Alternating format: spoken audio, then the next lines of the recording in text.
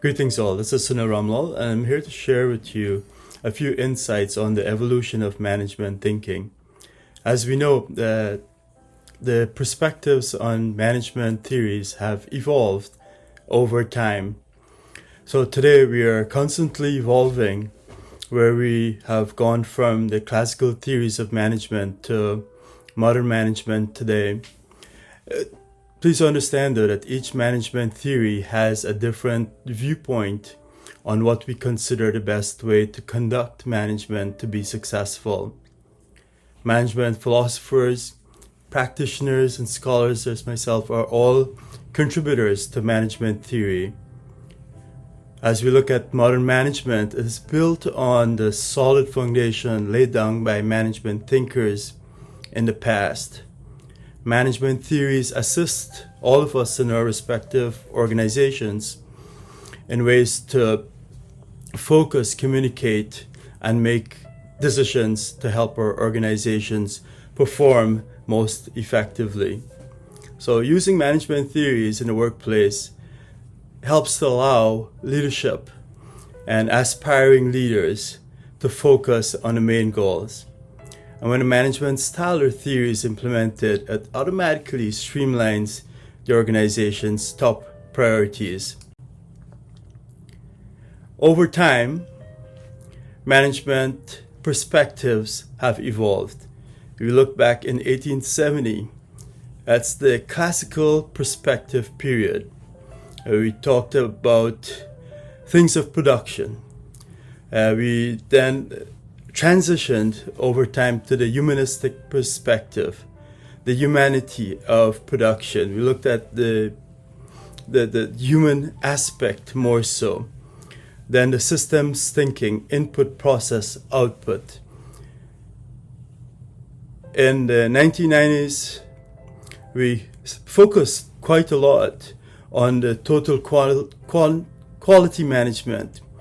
These were the areas of General Electric and Toyotas, etc., leading the initiative on quality. Today we are seeing such emphasis on artificial intelligence. In all of our organizations, there is such emphasis on artificial intelligence. All of us are seeing this as a key contributor to our respective organizations. So, and then the people-driven workplace, where we are looking at employee engagement, because the more engaged employees are, the higher we're able to achieve that level of retention and motivation. We're able to retain employees, we're able to have higher levels of motivation and ultimately performance at the individual process and organizational levels. The classical perspective, this emerged during the 19th century and early 20th centuries and during the rise of the factory system. Scientific management, this is where the emphasis was placed on improving efficiency and labor productivity through scientific methods. Notable was the leadership of Frederick Taylor, where we retooled machines. Some of you may be familiar with the Gantt chart. This is the era of the scientific management. So what are some key characteristics of the scientific management? Standard method for performing each job. So routine. So a line operation, each person, each process, their defined roles for each individual. Look at contributions, demonstrated importance of compensation for performance. And there are criticisms of this process, where we did not appreciate the social context of work and the higher needs of workers. So that humanistic side we will talk about. Bureaucratic organizations are another subfield of the classical perspective. Max Weber, German theorist, introduced this concept, and where managers use power instead of personality to delegate. And the latter point here, although important productivity gains come from this approach, bureaucracy has taken on a negative tone, that sometimes it takes longer, there are too many people involved, and that the whole process could be inefficient. So what are some characteristics here? The division of labor, the positions of organized hierarchy and authority. We look at the organizational chart, and this can tell the level of bureaucracy that we sometimes have in organizations. Another school of thought is the administrative principles. Again, another subfield of the classical perspective. Authority and responsibility, division of labor, adequate manpower, cooperation and work. All of these are the characteristics of the administrative principles.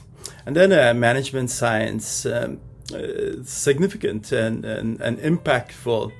This also referred to as the quantitative perspective, where we use math, stats, data-driven information to make decisions.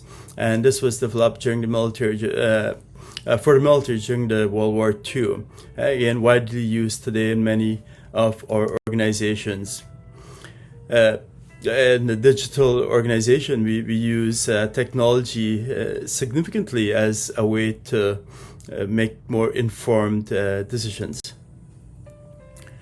Then there's the humanistic perspective. The early advocates said that let's understand human behavior. Let's understand the needs of each person in the organization and the attitudes in the workplace. So you as a manager, you as a leader, it's important to understand each employee. And this is so common today, and an expectation of each manager and each leader. It's a core responsibility for each of us. And the theory that guides this or inform this expectation comes from the humanistic perspective. And again, it contrasts the scientific management, and where it adds the importance of people rather than engineering techniques. But we do need a combination of the data and people to really lead effectively in our organizations.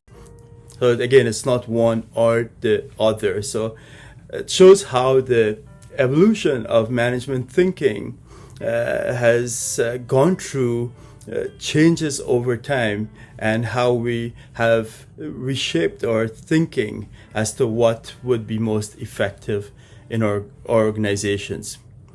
Hawthorne's study, you place emphasis on some people, some process, we tend to get more more of a results of what we are seeking. So if it's a broken part of the operations and we place emphasis there, and employees understand that there's emphasis on there tends to be a notable change in outcomes. Satisfied employees produce more work. That's a core belief of the humanistic perspective that comes from the human resources perspective. It allows employees to use their full potential. So when we say that we try to maximize the potential of employees, it's coming from the management school of thought, humanistic perspective, that we satisfied employees produce more. So if employees are more satisfied in their work, in their roles, they tend to produce more.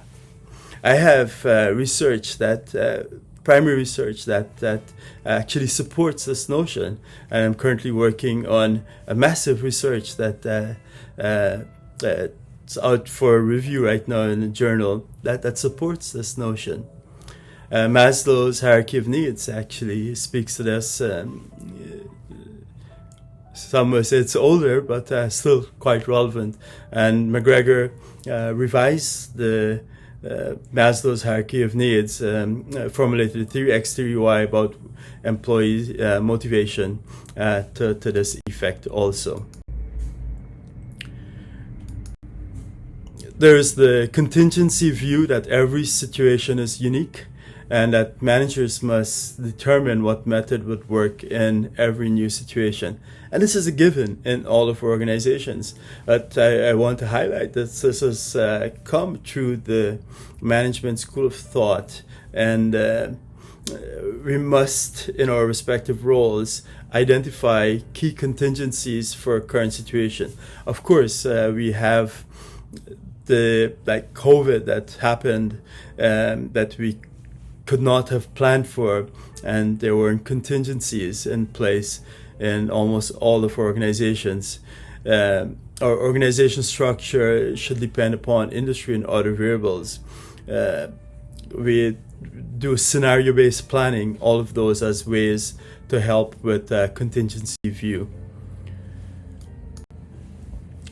Managing a new technology-driven workplace, the big data analytics, we all are seeing this today, the Googles of the world, technology skills processes, searching and examine massive complex sets of data to uncover patterns and correlations. So you do a search for cars, and then you look at your social media feed and you will see cars showing up.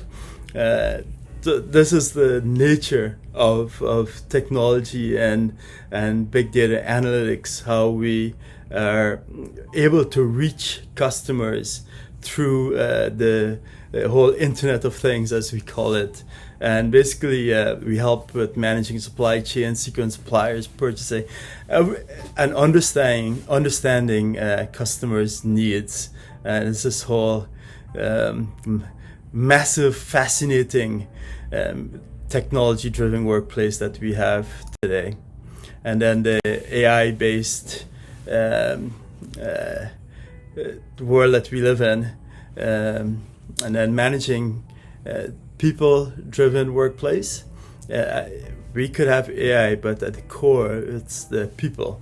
And I mentioned employee engagement also. Organization culture supports employee sense of belonging and the commitment, what we call organization citizenship. The ability to have that commitment to the organization and the purpose as defined by the organization. The higher level of energy that we may have, the passion and for the organization and the work that we do. So then there's, again, mentioned the artificial intelligence and techniques by which computer systems learn, communicate, and make decisions similar to better than human beings. So the ChatGPT and all of those that we're seeing in our worlds today. It doesn't replace, but if we can use it as a way to use it responsibly to help with our work in organizations. So this gives a synopsis of the evolution of management thinking over the years.